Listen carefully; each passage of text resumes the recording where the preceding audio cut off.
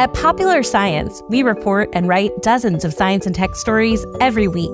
And while most of the stuff we stumble across makes it into our articles, we also find plenty of weird facts that we just keep around the office. So we figured, why not share those with you? Welcome to The Weirdest Thing I Learned This Week from the editors of Popular Science. I'm Rachel Feltman. I'm Purbita Saha. And I'm Liz Clayton Fuller. Liz, welcome to the show. Thank you for having me. I'm very excited to be able to chat about nerdy things with you. Yay! Liz, why don't you tell our listeners, for those of them who aren't already familiar with you, a little bit about who you are and what kind of nerdy things you do when you're not here talking to us. Sure. So all of my nerdiness, well, okay, not all of it. A lot of my nerdiness is centered around birds. So I am a scientific illustrator and educator. I run my own business, and I also stream on Twitch as I Paint Burbs. And the name really says it all. That is what I do all the time. I work with ornithologists, and I learn a lot of cool things about birds, and I get to paint them. So yeah. That's me, all about burbs, baby. Just absolutely one of the coolest jobs a person can have, I think. I'm glad you think so. I say that as someone who can't draw, so it seems... Right. Yeah, it's very specific. And also, if you ever want to learn how to draw, hit me up. I love teaching people how to draw. Oh my gosh. Genuinely going to. Okay, great. Amazing. I want to learn how to draw birds in cowboy outfits. I can teach you that too. So yeah, I do scientific illustration, and then to balance out the seriousness that is, I also illustrate birds in cowboy hats and boots because it brings me joy. Perfect. Yeah. Listeners, Purbita was not just pulling that out of thin air, so it's plausible that she would. So let's get into it. So on The Weirdest Thing I Learned This Week, we start by each offering up a little tease about a fact or story that we found in the course of reading, writing, reporting, drawing burbs, etc., and decide which one we just absolutely have to hear more about first.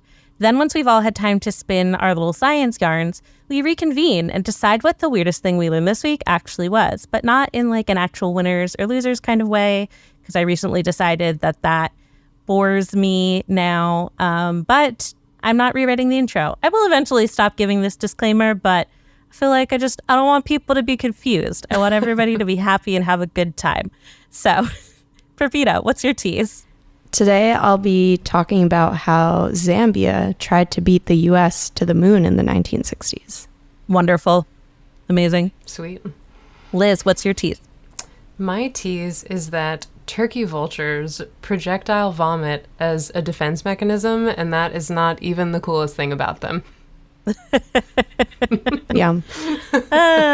I love that. I love a good vulture story. I feel like some of my favorite blog posts when I was at the Washington Post were, if it wasn't about poop, it was about vultures, and then it was often about poop. But yeah, it's all related. Yeah. So my tease is that I am going to talk about what the heck is up with curly hair. Why it be like that? Amazing. Yeah. Relevant. Yeah. Will there be a lot of personal anecdotes? I can't help it. Purbita, I would love to start with this space race story that is completely new to me. Yeah, surprisingly new to me too, even though it happened 60-something years ago.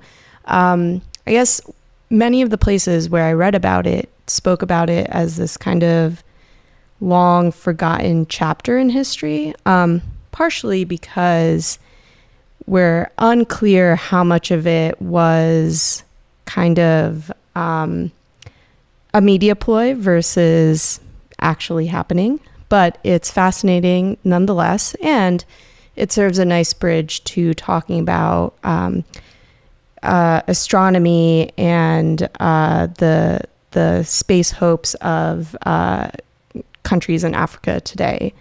So so we're going to start in 1964, big year, both for the space race between the US and Soviet Union, but also for Zambia, because that is the year that Zambia gained independence and became the country that we know of it today. Previously, it was called Rhodesia, and it was colonized by the British for a few decades. So yeah, baby country, with its own independent government now. And all of a sudden, the world starts hearing about this particular science teacher. His name is Edward Makuka Nicoloso. And he was a teacher, but also he called himself the head of Zambia's National Academy of Science, Space Research, and Philosophy. Again, the Zambian government is just formed, so it didn't really have agencies or departments at this point.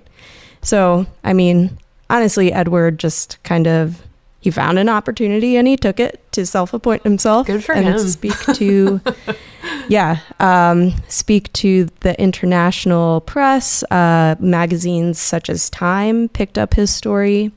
But essentially, Edward was fascinated by space and this new kind of rush to get to space. Fueled by U.S.-Soviet competition. So in 1964, where here in the U.S., we were just starting to test out the Saturn V rocket, which is eventually what carried Apollo astronauts into space. So we had not put anyone in orbit or on the moon just yet. The Soviet Union had sent satellites to the moon. I believe the first one got there in 1959. That was Luna 1. Some of them not so successful. Most of them crash landed into the moon, but they did get there first. That's maybe why not. Whenever NASA or anyone really has like a probe or a lander or a rover go down, you'll see a lot of stuff about like the first controlled landings because otherwise people will be like, technically the other one did land. So yes, lots of caveats when it comes to firsts with space, I think. But still cool, exciting time for space exploration, developing rockets, but also a scary time because we didn't know what would happen if people went into space, right? So Edward was apparently not afraid of the fact of going into space because he's recruited 12 young Zambians to start giving them astronaut training right here on Earth with very meager tools and resources at his disposal.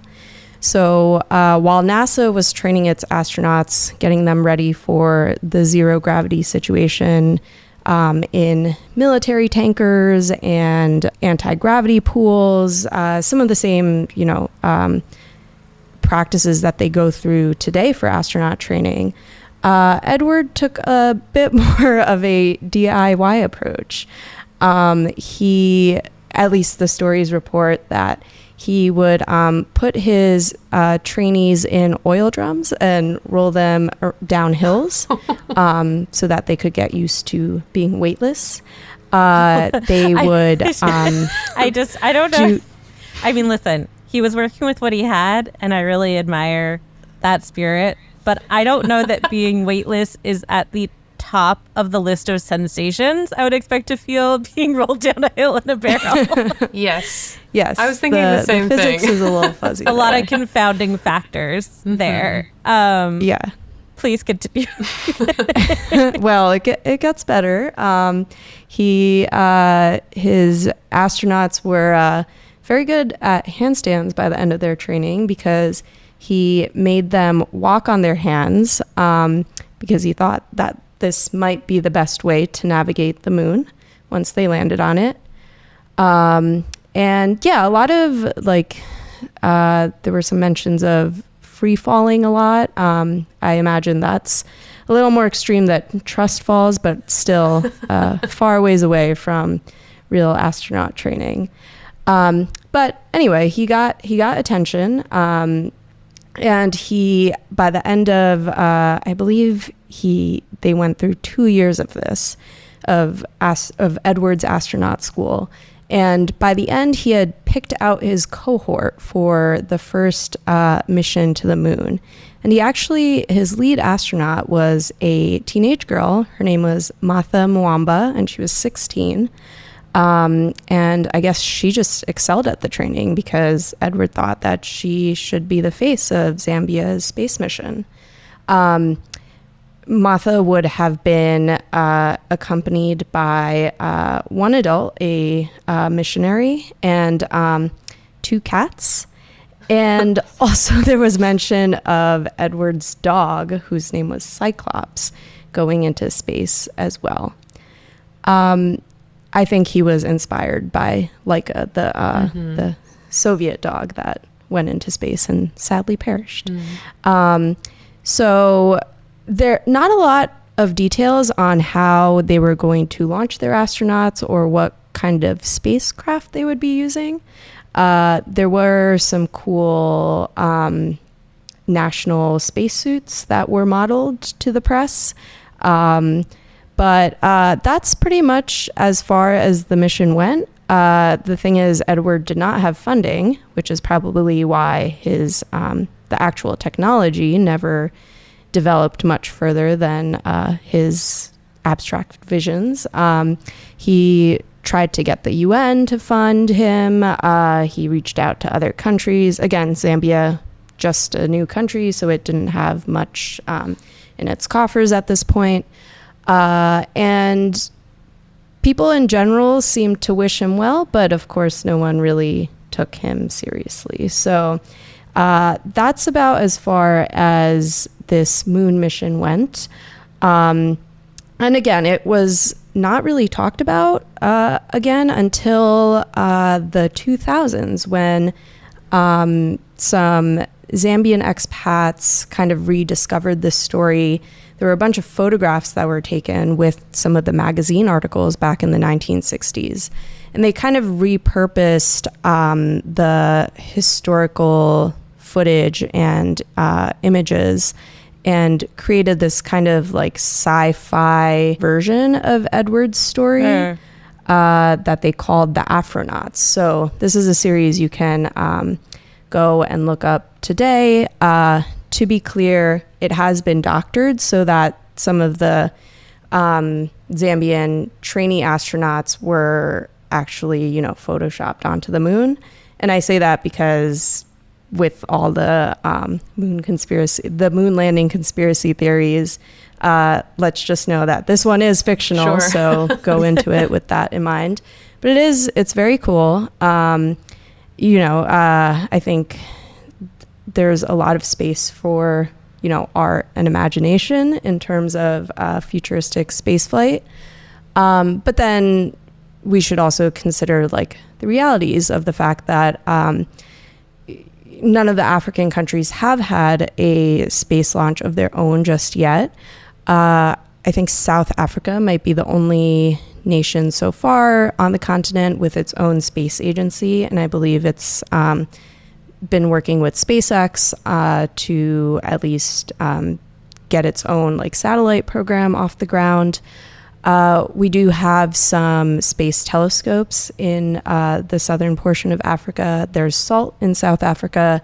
And then the African Millimeter Telescope is being built in Namibia, which a couple countries away from Zambia. And that's going to be part of the Event Horizon Telescope Network, which, if you guys remember, that's the tool that helped us image the first black holes. Yeah. So cool. So lots of potential on the continent. Hopefully, in the next couple of decades, that potential will match Edward's big dreams. But until then, it's just a neat piece of history. I love that. Also, cats in space. It's I think cats would hate it, honestly. Dogs, I think they can be convinced to have an okay time. Yeah. Cats, I really don't think they'd be down. But if you had a years-long journey to Mars, let's say, wouldn't you want? I would definitely want a cat. Wouldn't with you me. want the company of your cat? That's true. Probably, Cats. I'd still probably pick a dog. I say that as someone with a cat that I love very much, but would she be my choice to go on a multi-year space mission with me? Probably not. You know, honestly, I have a dog, and I would not pick my dog to go to space with me. I would pick a dog. Love her so much. But she's not the one to go to space. Yes. This is a good point. I think there are, the military trains like German shepherds to be able to fly and lightly jump out of planes with like cute little doggy goggles. So I would probably take one of those trained shepherds. Yeah, they're ready. Yeah, for sure. But I am for having a teen go to space. Let's get some Gen Z up there. Yeah, that would be amazing. 16-year-olds. They'd make some amazing viral content. I was going to say, sure. I want to know what the content would be from space. What are the TikToks like from space? It's really, it feels like it's only a matter of time before somebody's making TikTok videos on the ISS. It's like, I'm almost saying it out loud. I'm almost surprised it hasn't happened yet. Because Chris Hadfield and several other astronauts really were like, I'm tweeting from space. I'm going to make some YouTube videos from space. But like the first Gen Z astronaut is gonna blow that out of the water. I can literally just hear it now. Like, hey guys, here's a day in the life in space. Like, yeah, it's coming. Amazing. I both relish and dread the thought. Definitely. Just how I feel about TikTok. Agreed. Big same. Huge same. All right, we're gonna take a quick break and then we'll be back with some more facts.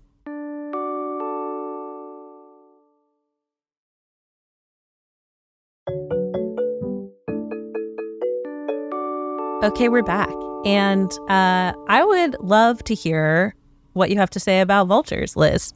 Yes. So the way that I usually learn about birds is that I have a project to paint them. So I'd like to preface that the way that I learned about turkey vultures and really got into how cool they are was actually from a meme. And then I painted them after I fell in love with them. So I don't know if y'all remember sort of early in the Barbie movie campaign, there was sort of a template and it was like, this Barbie is an astronaut. Yeah. This Barbie is a diplomat. And there was like an aquarium in Oregon that posted a turkey vulture and it said, this Barbie projectile vomits in self-defense.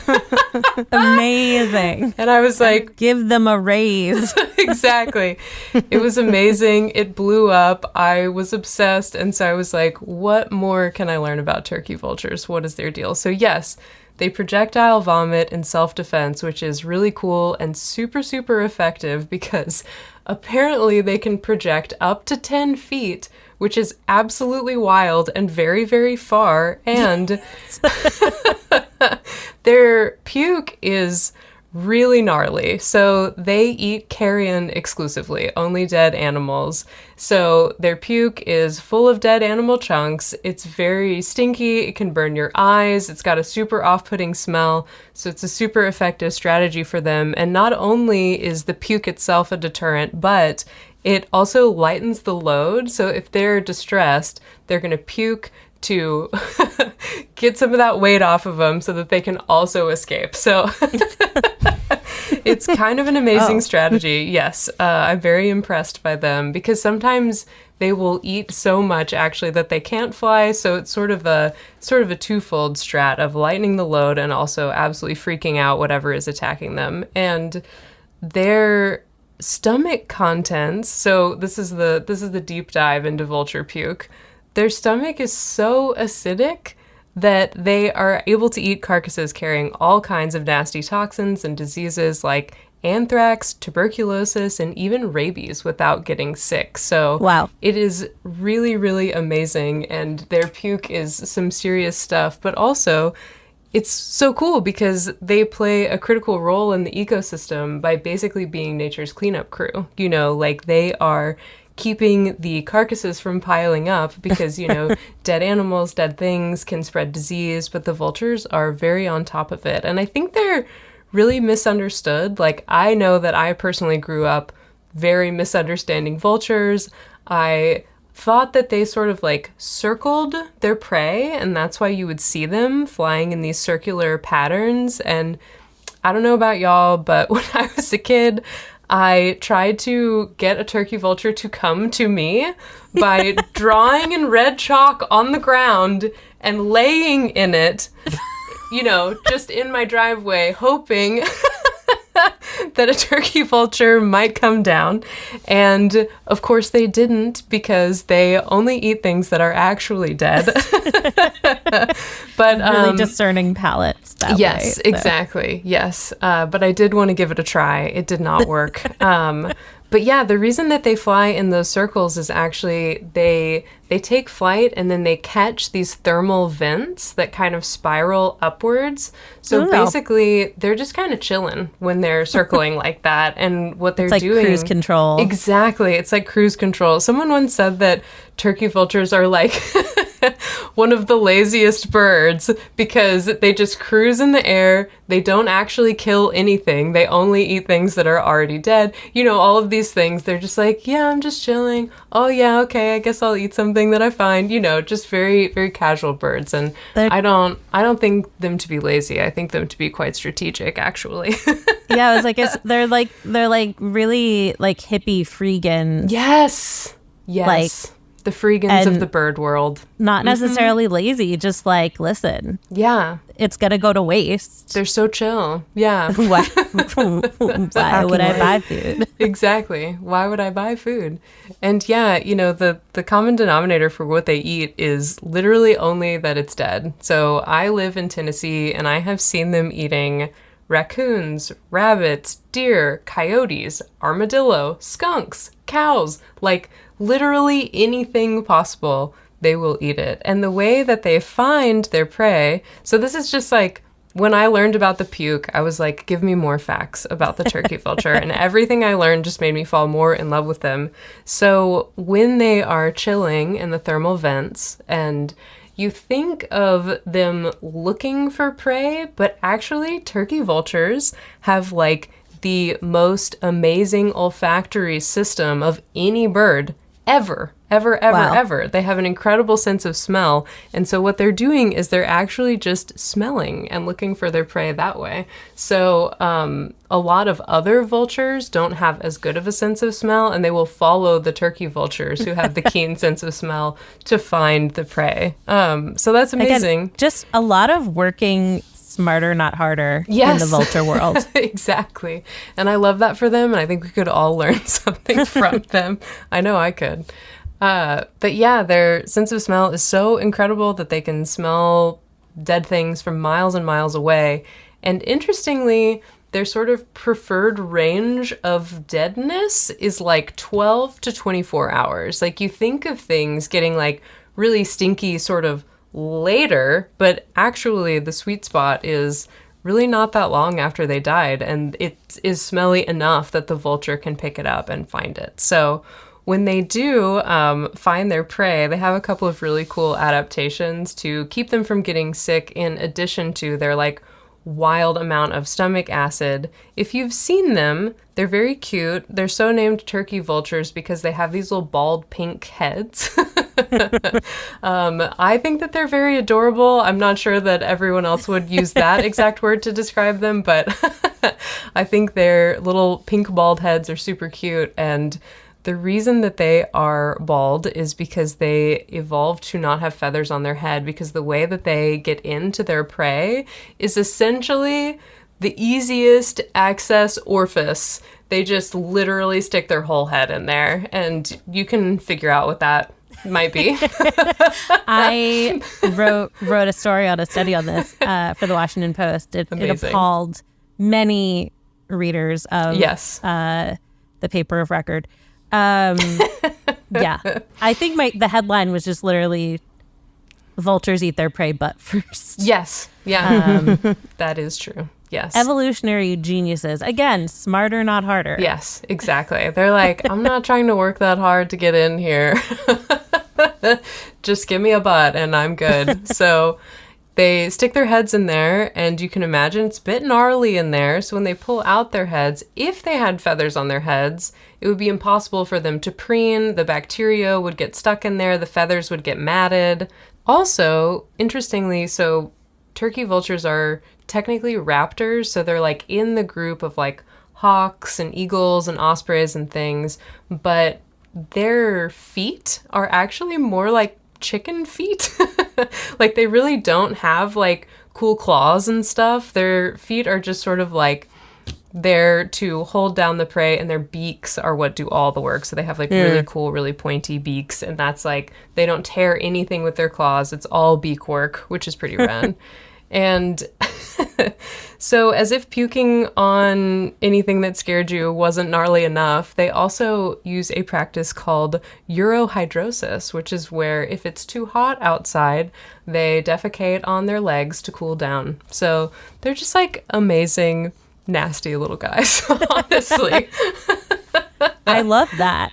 Yeah, it is the best. And honestly, as we have been talking, I can see out my window and one has flown by, which is amazing. So shout out to turkey vultures. Yeah, exactly. What died? Or are they just chilling? We don't know. But amazingly, their range is enormous. So they can be found from the southern part of Canada all the way down to the southern tip of South America. Like turkey vultures are everywhere. And so I feel like they're a great gateway bird into birding. Like if you're like, oh, I don't really know if I want to watch birds or not, just like look for turkey vultures. They are everywhere. And if you see one, say thank you. I know that sounds really silly, but every time I see them, I'm like, you guys are doing great. Thank you. Thank you so much. Yeah. So I hope that you see one and have sort of renewed respect for what they do and the role that they play in the ecosystem, because they're amazing. And so turkey vultures are all over, North and South America. And then in Europe and Asia, vultures convergently evolved. So the vultures that are in the old world are not actually genetically related to the vultures in the new world, but that exact sort of type of creature evolved there to fill the same ecological need of being the cleanup crew. I know. There's always going to be rotting stuff to eat. Exactly. First. There will always be dead things everywhere that need cleaning, and thankfully there will always be some kind of vulture to swoop by and take care of business. Wow. I love this. My heart is full. It's grown 3 sizes with regard to vultures. Amazing. On a previous episode, I talked about the mysterious Kentucky meat shower when meat rained from the sky in Kentucky. And one of the prevailing theories is that actually just a bunch of vultures all ejected right above this lady's farm.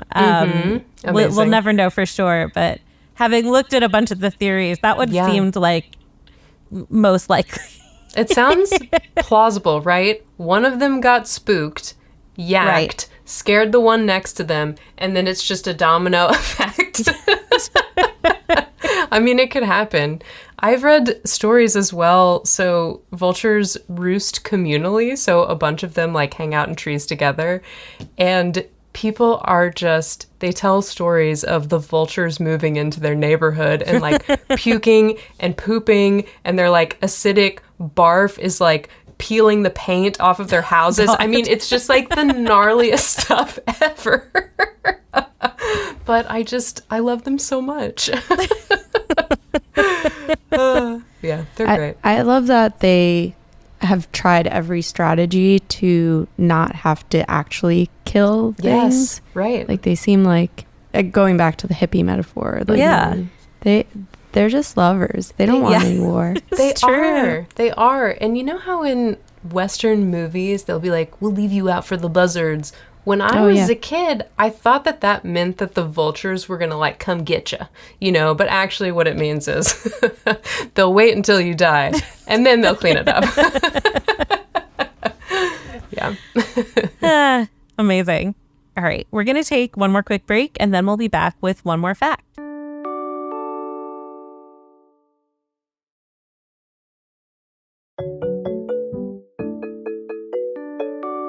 All right, we're back, and I'm going to talk about curls. What are they good for? Absolutely everything. Say it again. So, Yes. Well done. So I've been thinking about curly hair for probably the last roughly 31 years, aka my life, because I have very curly hair, and I really had the classic Caucasian very curly hair trajectory, where as a child it was brushed out, and that was horrible. Nobody knew what to do, which is especially surprising given that I am of Sicilian and Ashkenazi ancestry, so everyone in my family has curly hair. But the powers of assimilation and white supremacy are so strong that all of the adults in my life were also brushing their curls out and saying, what can we do about this hair? So with the exception of, I do have some great pictures of my parents in the more disco era having luxurious, voluminous curls. But by the 90s, unfortunately, we were all trying to be Rachel from Friends. And I was given that haircut on numerous occasions, I think subconsciously, by hairstylists. And so as I grew up, I realized, wow, my hair is not just curly, but really curly. This has happened more than once. I found out that someone who's known me for an extended period of time thinks that I get perms. They have, They didn't. They said that to you? Yeah. It, truly, they just assumed this whole time that I am meticulously curling every strand. And that has always really baffled me. But in researching this fact, which is pegged to some new research I'll talk about in a minute, I found out that according to research on the subject, which is admittedly kind of scant, among Europeans, the population, only 12.7% supposedly have truly curly hair. Then there's a basically 40-40 split between straight hair and wavy hair. And so with that context, I'm wow, I guess it really is hard for some of my friends to wrap their heads around the idea that people naturally have hair that's curly. But all of this rambling intro is just to say that finally some amazing, brilliant people are working on the subject of understanding curly hair, its evolution, its many diverse forms, its behavior, and they are finding really cool stuff. And more importantly, they're shining a light on the fact that the way we think about hair type has been really reductionist and super oversimplified, and honestly most of the time just wrong for most of the history of modern science. So this new study is looking specifically at the usefulness of curly and tightly coiled hair. And I'll talk more about their findings in a minute. But to give some background, one of the authors on this paper is Dr. Tina Lasisi, who is kind of becoming the preeminent hair researcher. Basically, as she was coming up in grad school, she was really interested in understanding hair type and its morphological differences, its evolutionary origins, and there just was not existing research on it. And so now she is part of a lot of really cool work to change that. And I'm going to link to an awesome profile of her by former PopSci intern Hannah Seo. So definitely check that out on popsci.com/weird to hear more about Dr. Lasisi's work in particular. And I'm also going to include a video. She has a series for PBS. I think it's called Why Am I Like This? which is a great name for a series on like genetics and evolution. So first, I think it's so interesting to talk about why we have such a poor understanding of hair type. The one obvious reason is racism. There was kind of what was considered the European hair type and what was considered the African hair type. And a lot of early research on the subject is very binary, very Eurocentric, very white-centric, very negative about hair that was not seen as typically European and Caucasian. So that is an obvious hurdle to getting good information about what hair type is actually like. But then even once science was ostensibly a little less racist and reductionist and Eurocentric, Lissy and a lot of her colleagues have talked about the fact that for a while there was this idea that skin and hair were kind of like aesthetic and superficial subjects for research. And you can see like a lot of not that old sort of articles and discussions about the evolution of hair, where people are very confidently assuming that hair evolution all came down to sexual selection, because they're like, obviously hair on your head serves no real purpose. It's all the same. So it must have been about what people found attractive, which is not the case. That might be the case for hair color, but that's kind of like a big open question still. But it's definitely not the case for hair type. But this just goes to show that like that kind of was the assumption that like it's just the hair on the top of your head. How important can it be? And yeah, even the way people who are very aware of their hair type and have hair types that aren't as catered to in the mainstream and have a reason to like really think about and talk about their hair curl pattern. Most people use a hair typing system that was actually created by Oprah Winfrey's stylist, Andre Walker. And it is definitely like much better than nothing. But it's still super subjective. It's not scientific at all. It's a hairstylist take on like averaging out the hair types. And it's very much like, what does your hair resemble the most? And again, to bring it back to a personal anecdote, I have a very tight curl pattern and very thick hair in terms of the number of hairs, but I have very fine individual hairs. And hairstylists baffled, confused, bamboozled every single time. It's such a struggle. Shout out to like the 3 people who have ever given me a good haircut in my life. And that's kind of, that is a very, very common problem, especially when you get into people with much tighter coiled hair than mine, where there's this sense that it's like, yeah, these are the buckets. And it's like, no, there's so many, it's so much more complicated than those buckets. And the other thing that Lissy and her colleagues point out is that there are a lot of researchers, scientists and doctors now who like stay away from any research topics that have to do with hair type and or skin color, because they don't want to deal with like the potential murkiness and like ickiness of race and the history of race science. And obviously, there is a huge history of eugenics-based research in the US and around the world. But a lot of researchers are now making the point, like, being like colorblind in your research doesn't actually help. You don't just kind of ignoring that those research questions exist. Like, race is a construct. Race doesn't exist.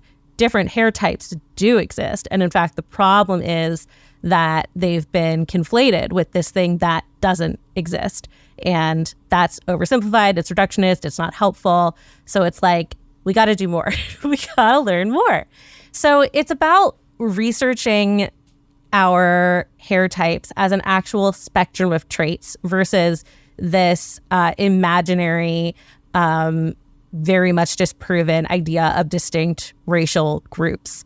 And that's where we get to like actually describing what makes curly hair different. And Lizzie has published a couple of papers on this where she basically is arguing for looking at the curvature of individual strands, which are arranged on any single person's head and across, all of humankind. And that curvature comes together to form a curl pattern. And then there's also the cross section of your hair. And that's like when we talk about coarse versus fine, that's what we're talking about. But she points out that there's this huge variation in size and in shape. Like a lot of hairs are not cylindrical if you cut them down in a cross section. There are strands of hair that'll be like triangular or just like a real funky, multi-sided shape. That's and amazing. Obviously right? This is blowing my mind right now. Yeah, and it's really cool, and obviously that affects how your hair lays on your head and how it behaves and all this different stuff. So I'm really excited for this awesome scientist and her colleagues to keep doing more and more research. But like what people have found so far suggests that curly hair evolved as like a very uniquely human trait because, and this is something I've never really thought about, other mammals don't have super tight curly hair. It's not a thing that exists really outside of humans. And humans, of course, are also unique in that we lost all of our fur except mostly on top of our heads. Obviously, your results may vary, but generally speaking, we have almost none and then a bunch on the top of our heads. And so we know that like our ancestors gradually lost fur. We know that for some reason it stayed where it stayed. And we also know that, in our like deep ancestry coming out of the African continent, there was almost certainly quite a lot of densely curled hair. And I will say that actually going back and studying the archaeology of hair is super difficult. The oldest human hair specimen that's ever been found was 200,000 years old or so. And it was found in fossilized hyena poop. Thank you, hyenas. That was in 2009. And then there was some more found a few years later. But while they were able to be like, okay, like this physically, this is human hair, all of the keratin in the hair sample had been replaced by calcium carbonate. And so they couldn't look at DNA. So there's this problem with hair not being well preserved enough in ancient human specimens for us to like figure out not just what it looked like, but like who it belonged to and like what their ancestry was. So that's where a lot of the sort of like blank spots come from. And hopefully as our methods get better and as more people are looking, we will find some like ancient hairs that can be more closely studied. So we know that curly hair is, based on some gene mutations. We know some of the genes that are related to it, but a lot of them are unknown. And it's a dominant trait. So like once it's in the population, it's like pretty easy to keep it around. So we also know that hair genes can be related to like totally different stuff. For example, there's an East Asian gene variant that is linked to like very straight, thick hair, but it's also linked to the shape of like your jaw and your mammary glands. So it's possible that the mutations that made it advantageous to have a certain hair type stayed around not because of the hair type, but because of something else related to it. Because it's all about protein structures. So like, it can do all sorts of stuff. This new study, finally getting back to that, was looking at this idea that's been gaining traction that curly hair in particular stayed on our heads as opposed to going away with the rest of our fur because it helped protect our brains from the sun. Basically, all animals have to deal with body heat and radiant heat from the sun, and there are lots of different strategies for dealing with that. But we know that hominids were doing something pretty wacky and different when they started being bipedal and having bigger brains. And it's basically like having a giant CPU or server farm in your head. In terms of the energy input required, in terms of the risk of overheating, it's just very temperamental, very unwieldy, very impractical as an organ to have sitting on top of your fragile little spine. So the idea is that we lost our hair because we evolved this ability to cool down by perspiring, which is pretty unique and very cool. We have this basically evaporative cooling built-in thing that doesn't exist in a lot of mammals, and that was awesome. But what about the brain, which is so sensitive? And sweating works by you're already getting hot, so your body starts to react and sweat so that you cool off. And what if there was a way to keep the head area from ever getting so hot from the sun beating down on you? And the idea is that hair protects you from some of that radiant heat. And this is the first time, to my knowledge, that researchers have really tried to test that. And I'm going to link to some pictures on popsci.com/weird because it's wild. One second. I'm going to drop a link in the chat because truly I need everyone to see what I'm seeing. I'm fully invested. This is fascinating. Also, my mom has hair exactly like yours, Rachel. And it's beautiful. Both of y'all. Thank you. I have, I actually... I've been dyeing my hair for so long that I'm going to take a break from dyeing it sometime in 2024. I've decided I'm going to grow it out. And dyeing really does destroy your curl pattern. So I'm she's going to, my hair's going to be magnificent. It's going to be out of control. I'm really excited. Amazing. Okay, so sorry. I finally found this picture I was looking for. So this is the... Oh my God. Yeah. So this is a thermal mannequin. Every time I read that, I see the word merkin. There's just too many of the same letters in there, and we're talking about hair, but it's not. It's a thermal mannequin. And I really appreciate that the researchers went out of their way to say, why does the power plug into its eye sockets? We don't know. That's not a choice we made. But listeners, what can I tell you? There is a mannequin in a chair with power cords coming out of its eye sockets. Looks like Will Ferrell. Or a Will Ferrell character. I was going to say totally. It looks like a Dark Souls boss. All great comparison. So yeah, they took this thermal mannequin and they heated it to a body temperature of 95 degrees. And then they put it under hot lights in a climate-controlled wind tunnel. And then they measured the temperature on the mannequin's head. And they tested that when there was no wig.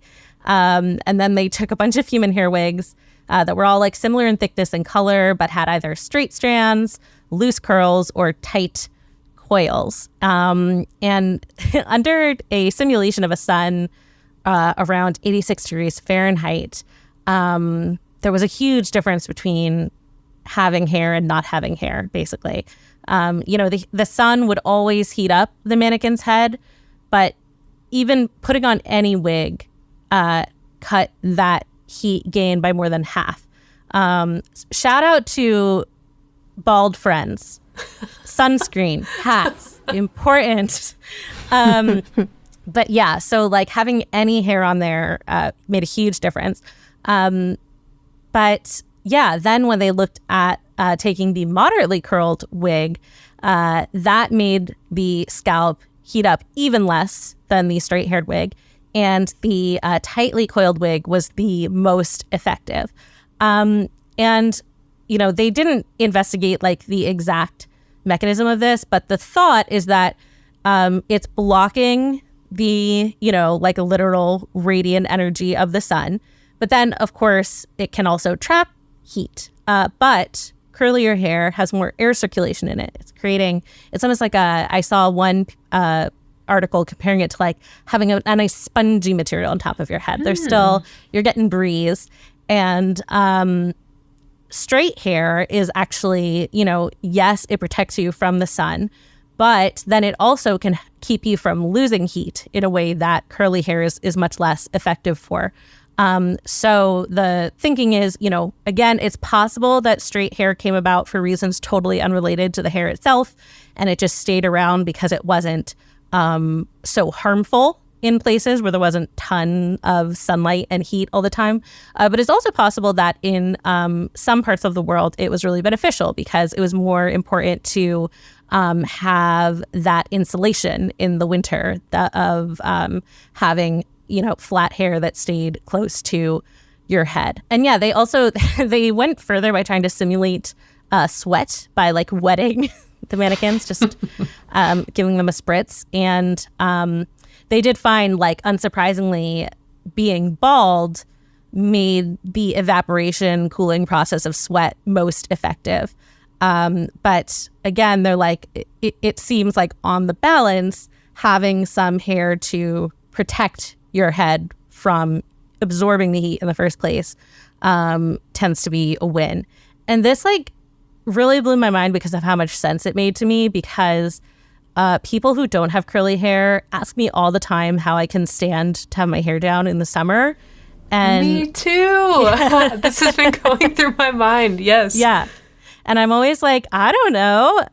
It's not the hottest part of me. Right. And when I straighten my hair, I always sweat like a maniac. It's like disgusting. So you felt the difference. Yeah. And it never occurred to me until reading this study that was the difference. I always thought like I must just be more aware of the sweat because like my hair is closer to my head. I don't know. But now I'm like, yes, I do actually, my hair does have ventilation powers. Yeah. Anecdotally, it makes so much sense now because my hair is like curly and kind of gets more straight over a couple of days. And I feel like my heat tolerance goes down over those days. Yeah, it's really real. I always have my hair down anyway. And now I know why. Because my curls vent me. Thank you, curls. Your curls are doing the absolute most. They are. Yeah. Well, and some other studies have found that, like, if you look at, obviously this was on mannequins, and the researchers do hope to, like, do more studies that capture the full, experience of a human body and human hair. But there has been some related research on this, and, like, one study that looked at bald men found that they sweat on their scalps at 2 to 3 times the rate of men who have scalp hair. And then there were some researchers who found that, like, when you shave hair off of the head, there are higher heat loads. So, yeah, it's basically like when you have less hair, you sweat more because sweating becomes the more effective way to stay cool. And, yeah, like having longer hair traps heat more than short hair. But one thing that's really awesome is that going back to kind of like the like very reductive historical research on hair, there is another population that are not related to African populations closely at all, who have like very tightly coiled hair. And that's the Melanesians, who are the predominant indigenous peoples of an area of Oceania that's like from New Guinea to the Fiji Islands. And their ancestors came from East Asia. They do have a fair bit of Denisovan genes, the same way that a lot of Europeans have a lot of Neanderthal genes. Denisovans were another human relation that they had relations with. And so the Denisovan genes would have had kind of a more direct tie to an African descent. But yeah, this is just like totally different population that has also kept this probably ancestral very uniquely human coiled hair. And they are also often blonde due to a completely different mutation than the one that made people blonde in Europe. And I think that's just a really great little microcosm of like a lot of us have a lot of assumptions about how like phenotypes work. And really like the human population is this like amazing spectrum of different traits and mutations that have happened. And like people can come out all sorts of ways. And curly hair, really choice, really primo, as far as I'm concerned. I'm convinced. I'd have to agree. There are no cons. Yeah. I like how you put it as a spectrum, Rachel, because I think we often forget that a lot of these traits are not just controlled by one gene, or they are controlled by one gene, but then like that proximity of that gene to other genes, you know, there are a lot of factors that help code who you are. So it's not about having one trait because everyone just has a unique combination. But I see on the scientific end how that just complicates things if they can't put us in a hair bucket or a skin bucket. It's true. Scientists have loved buckets for so long. And now they're like, oh my God, it turns out we need so many buckets. The buckets are out of control. But that's beautiful. I love that should have. Oh, go ahead. No, just I love that we're learning enough. We're learning that like human evolution is like so chaotic. Mm-hmm. Yes, and there's it is. so much variation that can happen, and a lot of the like things that were considered like very straightforward 50 years ago, now it's like, oh wow, we were looking at a tiny corner of this actually extremely complicated thing. And I'm sure that has been frustrating for some people to wrap their heads around, but I think it's super cool. Agreed. Yeah, it makes me more excited about science and what's to come. I always forget and relearn how unique sweating is, you know, like Yeah. Like birds don't sweat and have a lot of various ways of cooling themselves down, and it always just kind of blows my mind again and again. I don't think about it as much, and then I'm like, oh yeah, it's like a really odd thing that we do. It's amazing. Like pooping on their legs. Yeah, exactly. Yeah, and then it's also so unique to individuals. Like, True.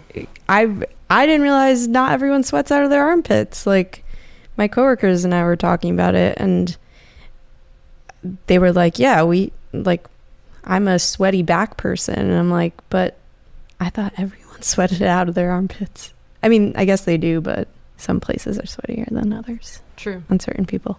I have a pal who has, I think is it hyperhidrosis? Yeah, hyperhidrosis. And they just sweat and sweat and sweat. And I'm a pretty sweaty person too. And I'm like, amazing. We all have different ways. Yeah. Birds don't sweat. That's wild. It is wild. So a lot of birds, I'm going to take any opportunity to just sneak a bird fact in at any time. A lot of birds cool themselves down by fluttering their gular pouch, which is sounds really cool. And it's kind of like a spot in their neck that they literally just flutter. It looks like they're panting, but they're kind of like rushing air.